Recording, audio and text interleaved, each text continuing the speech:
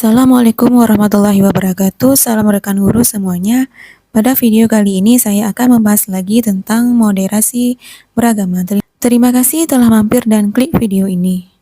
Berdasarkan Juknis yang dikeluarkan oleh Kementerian Agama, bahwa di situ jelas tertulis bahwa jenis seleksi kompetensi tambahan itu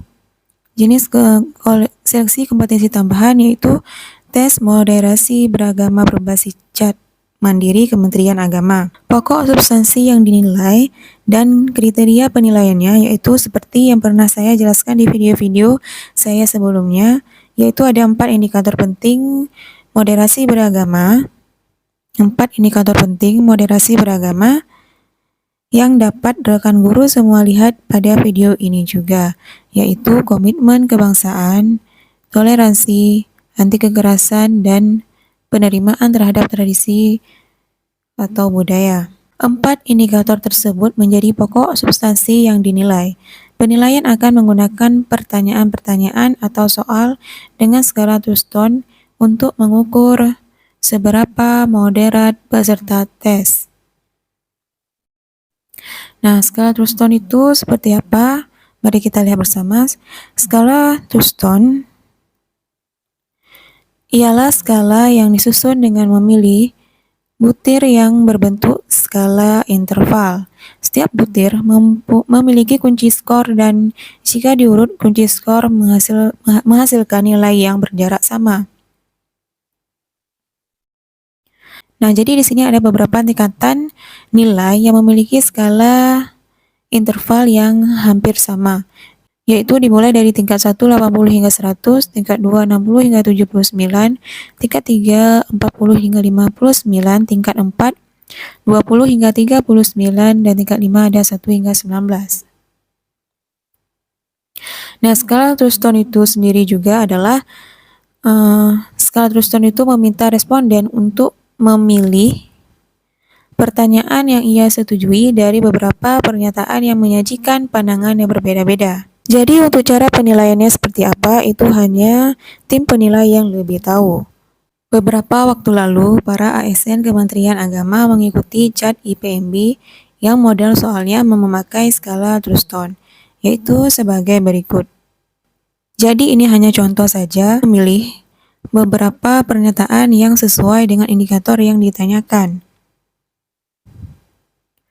Karena dalam tes ini ingin melihat seberapa moderat peserta tes.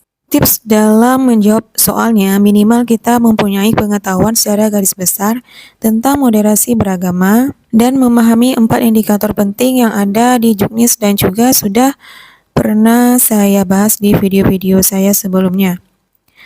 Dan satu lagi, tempatkan diri kita sebagai ASN Kementerian Agama serta orang yang moderat. Baiklah, langsung saja kita bahas soalnya yang mirip dengan soal CAT IPMB. Di sini saya berusaha membahas soalnya sesuai pendapat dan pengetahuan saya sendiri, sesuai dengan moderasi beragama. Bila teman-teman mempunyai pendapat pilihan masing-masing, silakan bisa ketikkan saja di kolom komentar. Pilihlah 5 dari 10 sikap di bawah ini yang menurut Anda sangat sesuai dengan sikap Anda terkait komitmen kebangsaan. 1. Saya menolak pemisahan daerah atas kepentingan suku atau budaya. 2. Saya tidak keberatan berkongsi usaha dengan siapapun yang berbeda warna kulit dan sukunya. 3. Dalam pemilihan kepala lingkungan RT RW, saya tidak memperdulikan asal suku dan warna kulit. 4. Kesepakatan sebagai bangsa Indonesia beserta sistem di dalamnya bersifat final. 5. Kesepakatan para pendiri bangsa tidak dipertentangkan dengan ajaran agama. 6. Agama saya mengajarkan untuk patuh pada pemerintah dan negara yang sah. 7. Peribadatan tidak boleh mengganggu ketertiban umum. 8. Saya menolak mereka yang tidak menghormati bendera merah putih sebagai identitas nasional. 9. Siapapun berhak menjadi kepala desa apapun sukunya. 10. Saya mengutamakan keselamatan manusia dibandingkan kepentingan keagamaan. Dari 10 pernyataan ini saya memilih 5, yaitu nomor yaitu nomor 5, nomor 6, nomor 7, nomor 8, dan nomor 10. Nah, untuk nomor 1, nomor 2, nomor 3, nomor 4, dan nomor 9 saya tidak memilih. Nah, alasannya seperti apa? Baiklah, kita bahas dulu alasan kenapa saya tidak memilih nomor 1. Nomor 1, saya menolak pemisahan daerah atau kepentingan suku atau budaya. Pemisahan daerah atas kepentingan suku atau budaya itu mungkin lebih bagus untuk melestarikan suku atau budaya tertentu. Nomor 2, saya tidak keberatan berkongsi usaha dengan siapapun yang berbeda warna kulit dan sukunya. Nah, untuk nomor 2 ini saya agak bingung dan karena saya ragu-ragu maka saya tidak memilih nomor 2. Nomor 3, dalam pemilihan kepala lingkungan saya tidak memperdulikan asal suku dan warna kulit. Nah, untuk pemilihan kepala desa atau kepala lingkungan itu pasti ada syarat-syarat yang harus dipenuhi dan kita tidak boleh asal memilih suku apapun. Nomor 4, kesepakatan sebagai bangsa Indonesia beserta sistem di dalamnya bersifat final. Nah, untuk sistem itu untuk kedepannya perlu ada penyempurnaan. Nomor 9 itu alasannya sama dengan seperti nomor 3. Nah, untuk alasan mengapa saya memilih nomor 5, kesepakatan para pendiri bangsa tidak dipertentangkan dengan ajaran agama. Karena di dalam kesepakatan para pendiri bangsa itu sudah memuat norma-norma agama. Nomor 6, agama saya mengajarkan untuk patuh pada pemerintah dan negara yang sah. Nomor 7, peribadatan tidak boleh mengganggu ketertiban umum. Nah, kenapa saya memilih ini? Karena mengganggu ketertiban umum untuk peribadatan itu salah satu hal yang menentang aturan yang telah disepakati, seperti yang telah pernah saya bahas di video-video saya sebelumnya. Nah, sesuai dengan buku moderasi beragama ini, contohnya jika seseorang atas nama ajaran agama melanggar ketertiban umum, itu sudah bisa dinilai beragama secara berlebihan. Misalnya jika seseorang memaksakan diri beribadah di tengah keramaian lalu lintas yang menyebabkan kemacetan, bahkan rawan menimbulkan kecelakaan, maka ia sudah melanggar batas ketertiban umum. Nomor 8, saya menolak mereka yang tidak menghormati bendera merah putih sebagai identitas nasional. Nah, bendera merah putih adalah kebanggaan bangsa Indonesia. Merupakan salah satu sikap kita untuk menjaga komitmen kebangsaan. Nomor 10, saya mengutamakan keselamatan manusia dibandingkan kepentingan keagamaan. Nah, kenapa saya memilih ini? Alasannya seperti yang pernah saya jelaskan pada video sebelumnya. Ketika seseorang sedang beribadah, lalu ada orang lain di dekatnya yang hampir mati akibat terjatuh ke dalam sumur, maka dia wajib membatalkan ibadahnya untuk kemudian membantu saudaranya yang terjatuh ke dalam sumur itu. Ibadah kepada Tuhannya bisa dilakukan setelah menolong saudaranya itu.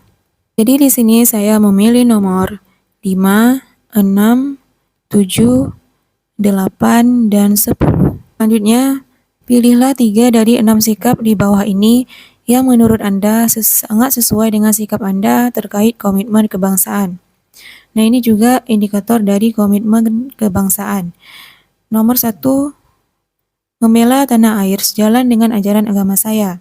Nomor 2, apapun suku dan golongannya berhak menjadi presiden di Indonesia.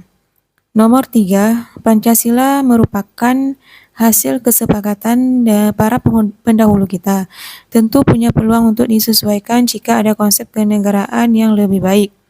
Nomor 4, UUD bukanlah konsep sempurna dan saat ini dirasakan gagal menciptakan kesejahteraan, maka kita membutuhkan konsep yang lebih baik.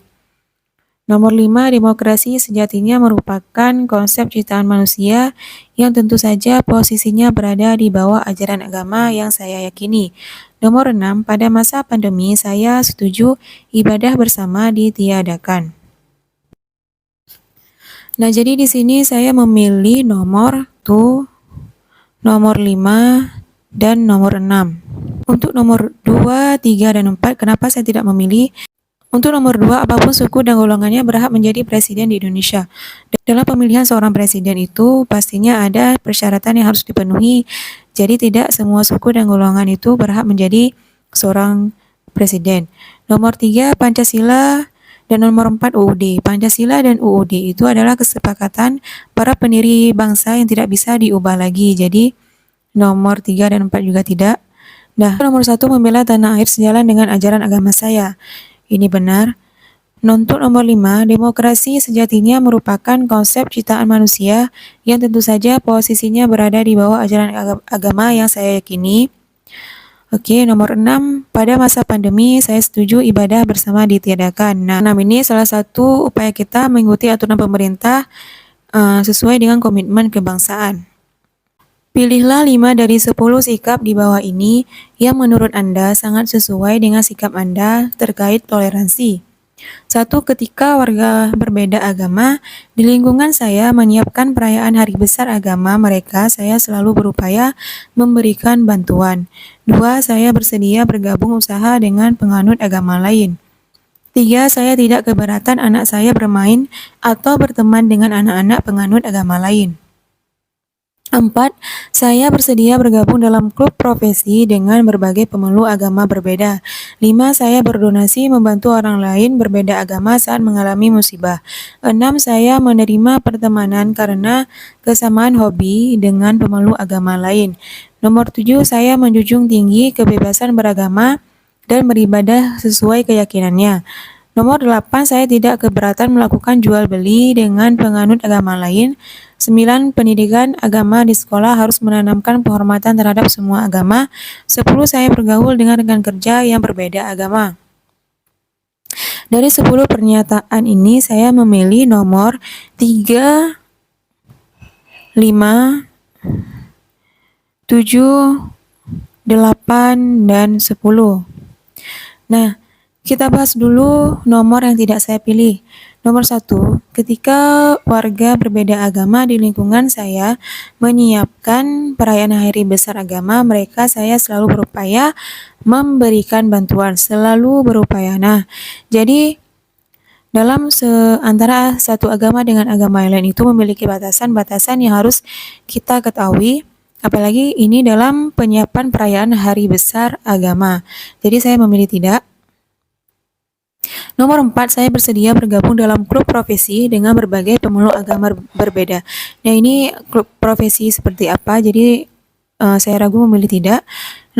Nomor 6, saya menerima pertemanan karena kesamaan hobi dengan pemeluk agama lain. Nah, ini karena adanya kesamaan hobi maka kita berteman. Jadi ini juga tidak menunjukkan toleransi yang baik. Nomor 9, pendidikan agama di sekolah harus menanamkan penghormatan terhadap semua agama. Ini juga saya ragu jadi memilih tidak. Nah, jadi di sini saya memilih yang memang benar-benar saya yakin dan juga sesuai dengan moderasi beragama. Untuk yang nomor 2, saya memilih nomor 2 karena saya bersedia bergabung usaha dengan penganut agama lain. Nah, dalam berusaha atau dalam membangun sebuah usaha itu kita bisa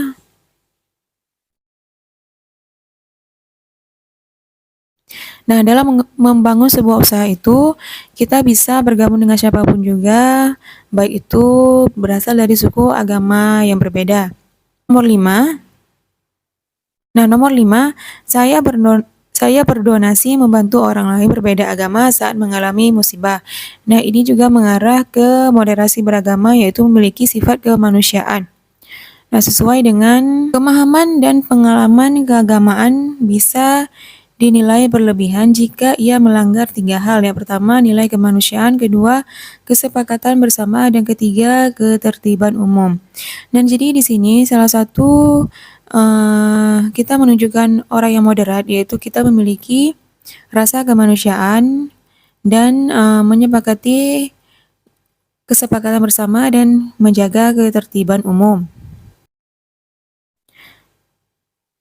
Nomor 7, saya menjunjung tinggi kebebasan beragama dan beribadah sesuai keyakinannya. Ini sesuai dengan UUD pasal 29 ayat 2.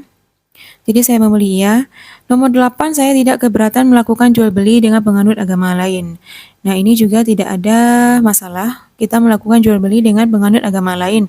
Itu salah satu sikap yang menunjukkan kita itu adalah orang yang toleran.